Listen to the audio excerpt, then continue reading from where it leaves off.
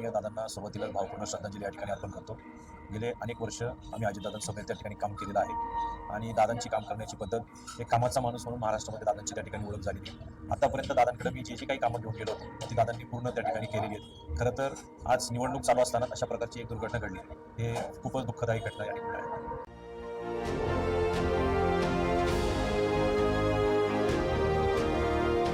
और भारत टुडे, भारत का सच, हर भारतीय की आवाज. पवार साहेब, अजितदादा असतील, खासदार सुप्रियाताई सुळे असतील यांच्या विचारांना मानणारा आमचा मुळशी तालुका आहे आणि खऱ्या अर्थानं मुळशी तालुक्याचा शाश्वत विकास हा पवार कुटुंबियांच्याच माध्यमातून त्या ठिकाणी झालेला आहे. त्यामुळे जनता ही पवार परिवारांच्या बरोबर त्या ठिकाणी राहणार आहे. या अगोदर पण तुम्ही निवडणूक लढवलेली आहे आणि आताही तुम्ही म्हणजे जनतेसाठी सज्ज झालेला आहात. तर जनतेचे म्हणजे तुमच्या प्रभागातील प्रश्न काय आहेत? मी सुरुवातीला 2000 साली गावामध्ये बिनविरोध उपसरपंच म्हणून माझी ग्रामस्थांनी निवड केली होती. त्यानंतर 2012 साली पंचायत समिती मुळशीची मी निवडणूक लढलो. त्यामध्ये मला उपसभापती सभापती पदं मिळाली. त्यामध्ये मी अनेक विकासाची कामं, वैयक्तिक लाभाच्या योजना या सर्वसामान्य जनतेपर्यंत पोहोचवण्याचं काम त्या ठिकाणी केलेलं आहे. आता खरं तर आमचा जो तालुका आहे हा एकदम शहरी आणि एकदम ग्रामीण असा शहरी आणि ग्रामीण या दोन्हीमध्ये विभागलेला आहे. आज आपण पाहिलं तर पूर्व भागामध्ये हिंजवडीसारखा IT पार्क आहे, भुगाव असेल, पिरंगुट असेल, यामध्ये मोठ्या प्रमाणावर औद्योगिक झोन आहे. त्याच्यामध्ये मोठ्या प्रमाणावर नागरीकरण त्या ठिकाणी वाढतंय आणि एका बाजूला मुळशीचा धरण भाग असेल तिथे एकदम ग्रामीण भाग त्या ठिकाणी आहे. त्यामुळे शहरी ग्रामीण अशा भागामध्ये विखुरलेला आमचा मुळशी तालुका आहे. त्याच्यामध्ये आज पूर्व भागामध्ये जर पाहिलं तर त्या ठिकाणी ट्रॅफिकची समस्या आहे, पाण्याची समस्या आहे, या घनकचरा सांडपाण्याची त्या ठिकाणी व्यवस्थापन करणं गरजेचं आहे. या सगळ्या समस्या आवासून त्या ठिकाणी उभ्या आहेत. त्या सोडवण्यासाठी प्रयत्न करणे हेच या निवडणुकीचे यश असेल. बरं, ग्रामीण भागात शक्यतो म्हणजे शाळेच्या दृष्टिकोनातून म्हणजे एज्युकेशनच्या दृष्टिकोनातून म्हणजे तुम्ही कशा पद्धतीने? मी पंचायत समितीमध्ये उपसभापती सभापती असतानाच संपूर्ण तालुक्यामध्ये संपूर्ण जिल्हा परिषद शाळेमध्ये डिजिटल स्कूल ही संकल्पना मी स्वतः त्या ठिकाणी राबवली होती. मी गेले 20-21 वर्ष गरजू विद्यार्थ्यांना जून असेल, जुलै महिन्यामध्ये वह्या वाटप असतील, शैक्षणिक साहित्य वाटप असेल, असे अनेक कार्यक्रम मी गेली दरवर्षी त्या ठिकाणी घेत असतो. खरं तर आपला प्रत्येक मुलगा किंवा आपला प्रत्येक मुलगी आपल्या ग्रामीण भागातील शिकली पाहिजे, सुशिक्षित झाली पाहिजे, यासाठी माझ्या सातत्यानं प्रयत्न त्या ठिकाणी चालू आहे. आता पुण्यामध्ये म्हणा किंवा ग्रामीण भागामध्ये सगळीकडेच पाण्याचा प्रश्न एक खूप भेडसावत आहे आणि आता पुण्यामध्ये सगळीकडे तुम्ही बघताय की बांधकामाचे हे पण वाढलेलं आहे आणि नैसर्गिकदृष्ट्या वातावरण हे प्रदूषित होत चाललेलं आहे. तर त्या दृष्टिकोनातून तुम्ही असं काही नियोजन केलेलं आहे? आमचा जो मुळशी तालुका आहे हा पुणे शहराचा एकदम लगतचा तालुका आहे. मी तुम्हाला बोललो की हिंजवडी असेल, मारोंजे असेल, आमच्याकडे भुगाव असेल, लवळे असेल, पिरंगुट असेल, भुकुम असेल, यामध्ये मोठ्या प्रमाणावर नागरीकरण वाढतंय.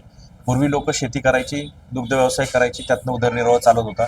आज त्याच लोकांना नागरीकरण वाढल्यामुळं काहींचं उत्पन्नाचं स्तोत्र बदललेलं आहे. शेतीचं उत्पन्न कमी झालं, घरभाडे मिळायला लागले, काही जण व्यवसाय त्या ठिकाणी छोटे मोठे करू लागलेले आहेत. आणि तुम्ही म्हणला प्रदूषणाचा भाग, ज्यावेळेला नागरीकरण वाढतंय त्यावेळेला गाड्या वाढतात, प्रदूषण हे वाढतच आहे.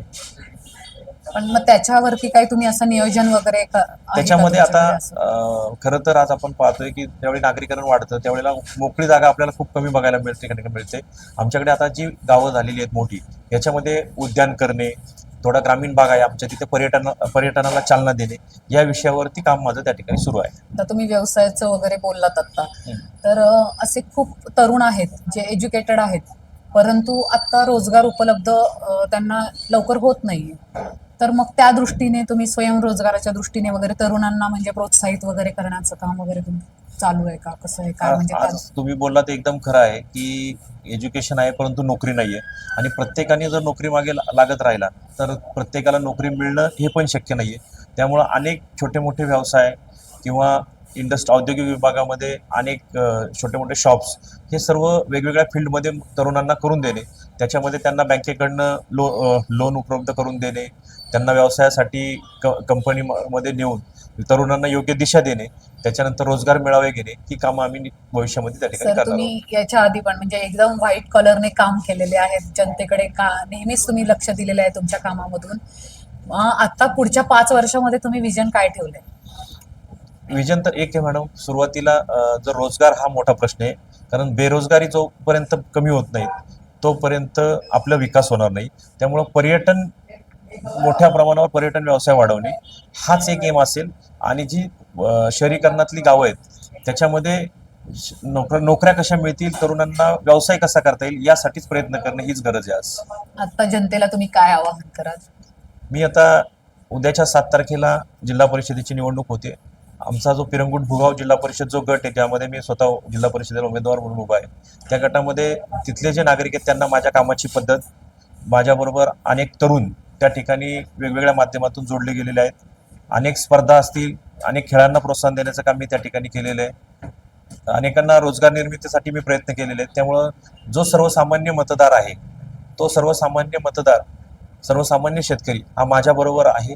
मी निश्चितपणाने या निवडणुकीमध्ये विजय होईल आणि उद्याच्याला ज्या समस्या आहेत, मग त्यामध्ये ट्रॅफिकची समस्या असेल, रोजगाराची समस्या असेल, यामध्ये मी अधिकचं लक्ष घालून त्यामध्ये जास्तीत जास्त लोकांपर्यंत आपल्याला कसा रोजगार पोहोचवता येईल यासाठी प्रयत्न करणार आहे.